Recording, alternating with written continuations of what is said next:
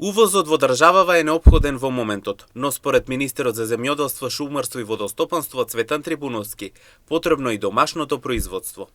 Дека е потребно домашното согласни се и делумно граѓаните на Штип, кои велат дека доколку се отворат фабрики, дури ќе може и да се извезува. Додаваат дека во државата има убава почва и сонце за да успее земјоделието. И колку се отварат фабрики, кои се оноат, ќе мора да се намали. Се отварат фабрики и да работат работниците, ќе им повише залика и ќе се извезува. Подобро да се извезува него да се увезува. Подобро е наш. И имamo ние земјоделие, и имamo све. И имamo многу убава земја, сланци, и имamo убаво, само водичка што нема. Има и вода, треба да се буше, треба да се оноде. И имamo ние овчеполијата, многу убава земја е. Само дожд малку ни треба на нас.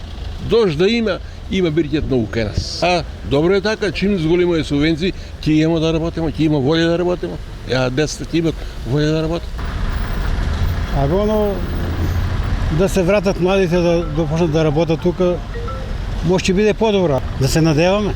Друг дел вела дека ако продолжи ваквата ситуација, без увоз нема да можеме во иднина, па неопходно е истиот да постои.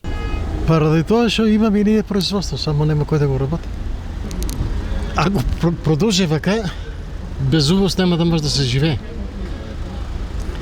Од ипатиџаните ланската година беа 30 до 50 динара, а сега се над 100 динара.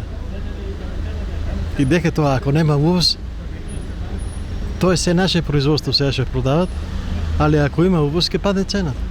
Па ќе биде пристапачно за сите. Веќе сме од Србија зависни, од повеќе земји, али Србија е број еден.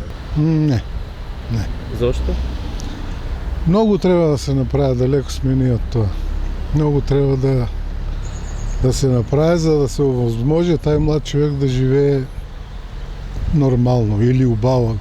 Па убаво нема шанса. Со оглед фактот дека владата за земјоделците донесе нови мерки во однос на субвенциите и откупот. Ова ќе представува нов мотив за младите, но и за оние кои што се уште обстојуваат од земјоделието, да продолжат со оваа гранка и во иднина.